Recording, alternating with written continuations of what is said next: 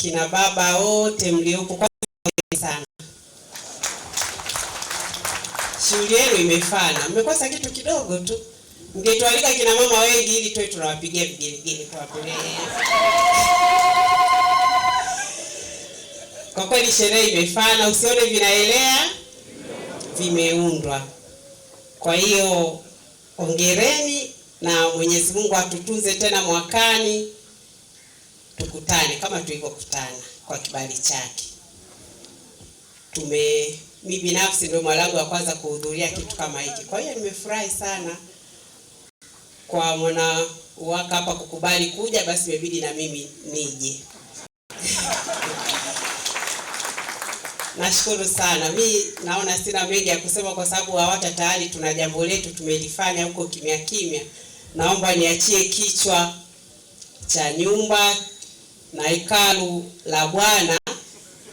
Lakini pia nimefurahi sana baba askofu msaidizi. Wamepewa masikio watusikilize.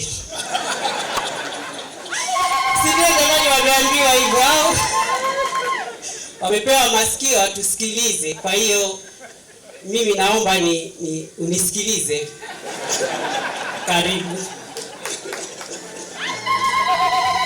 Jamani mpigieni makofi mengi sana. Mzee Kibozi kafanya mambo mazuri lakini katuangamiza.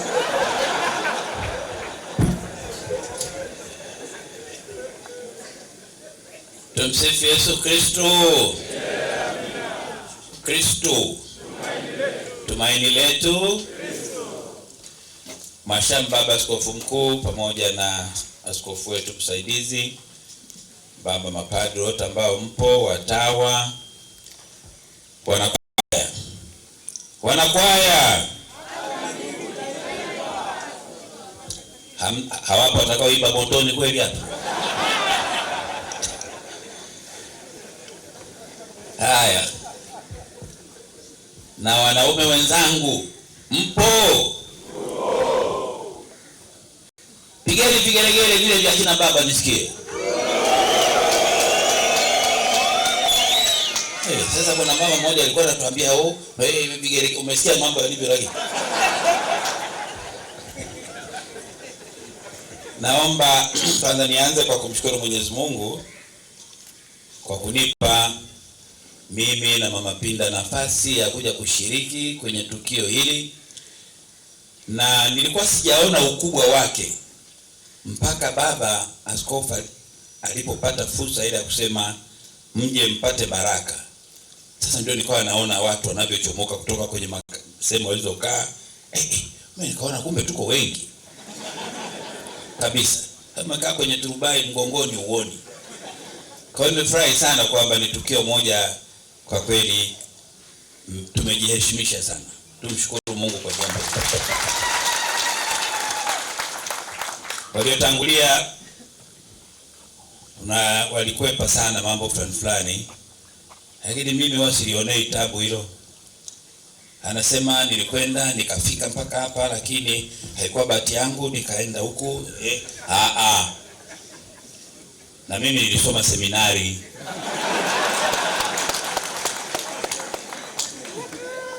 Na watakumbuka kabisa kwamba unapokwenda pale ni mwanzo wa matumaini yako kwamba Mungu ameniita, kwamba labda uko kwenye grupu la wito wa kwenda na wewe kwa siku moja kiongozi wa kiroho.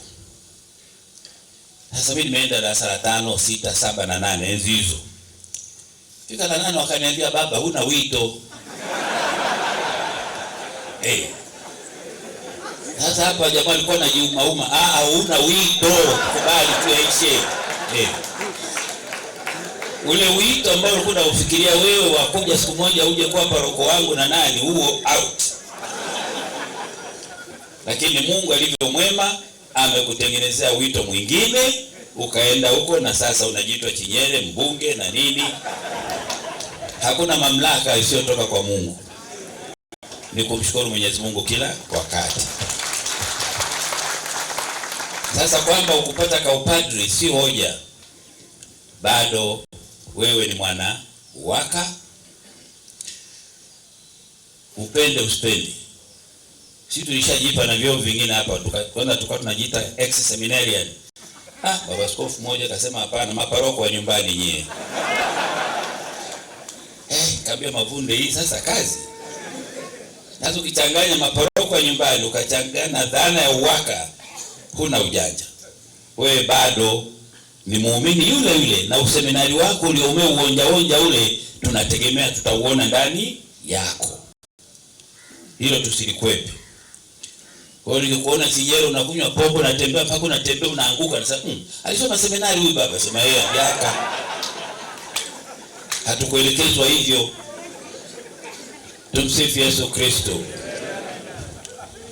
Mimi Mwashamba Baskofu kwenye hili jambo, kwa sababu wakati nilikuwa bado mdogo sana, hata akili yenyewe nilikuwa sijui kama nilikuwa najua na kwenda kufanya nini. Lakini baba yangu alikuwa ni katekista kwa miaka mingi tu. Kwa hiyo walipokuja mapadri kwa ajili ya masuala ya seminari haya, naye akaona hasa mtoto wangu firstborn wangu huyu, ngoja na mimi nimpeleke huko. Lakini I was too small kuelewa jambo lenyewe. Lakini alikuwa ametengeneza utaratibu mzuri. Mapadri wanapokuja kwa ajili ya kutumikia kiroho vijijini huko, wakatengeneza kwa utaratibu. Mjukuu anaitwa Pinda, huyu Peter anakwenda kula na yule padri badala kula peke yake. Sasa wakati wanakuja utafuta seminari, si padri akaniuliza, "Unataka kwenda seminari kwa nini?" Nikasema mapadri wanakula kuku na mimi nataka niwe.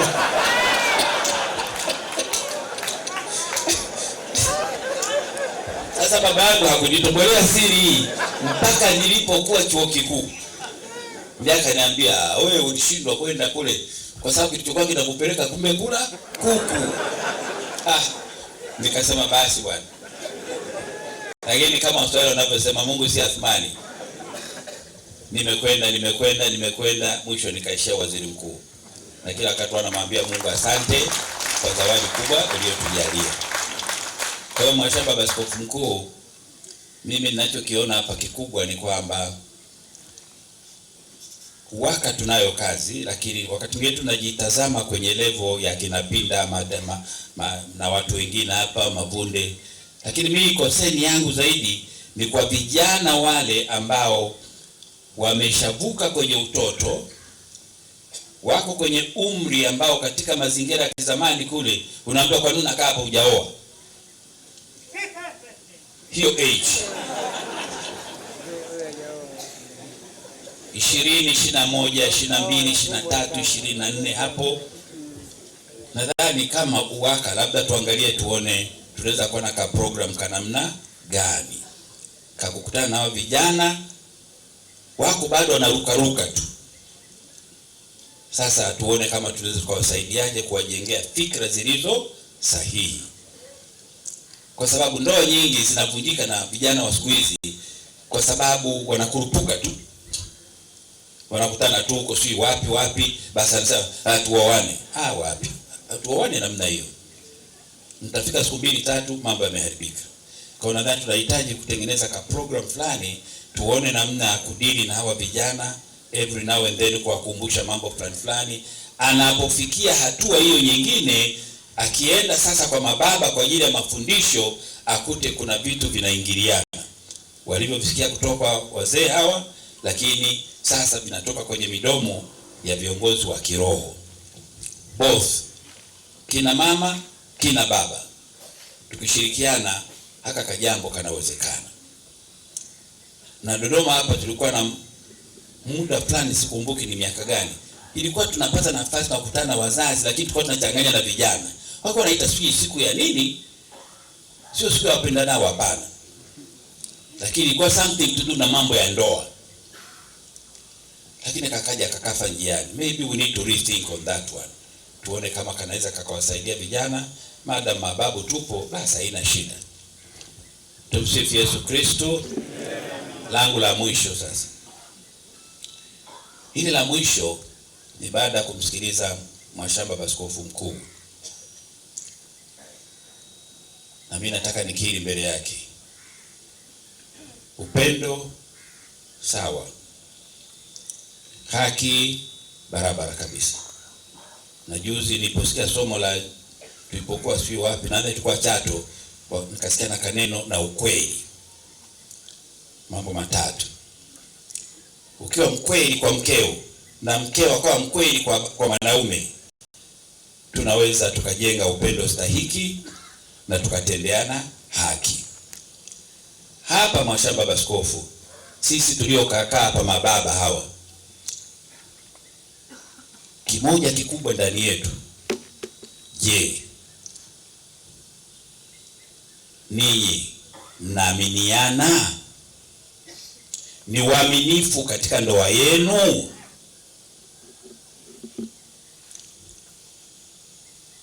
Wewe babu kienda unarudi saa 11 asubuhi, vipi?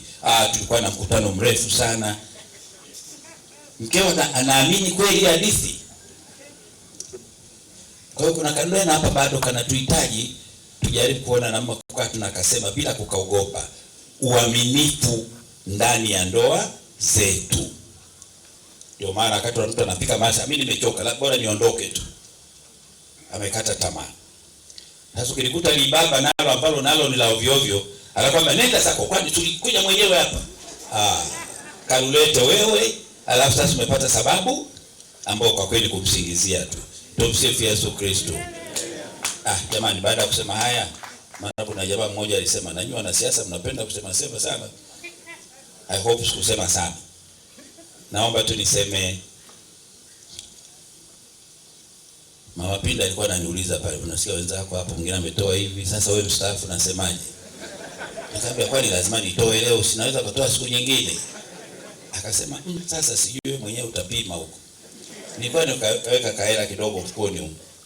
Sasa nimepanda hapa nikaona bora niondokane na hili balaa. Kwa hiyo wale mliotoa kamilioni na mimi nimetoa kamilioni hivyo hivyo. Mambo mengine Mungu atajua namna ya kuturejeshea. Baada ya kusema haya, basi naomba niseme asante sana, na kama Mapinda naendelea ukashukuru sana kwa sababu kananilea na mimi namlea vile vile. Sisingizia kwamba ni yeye tu.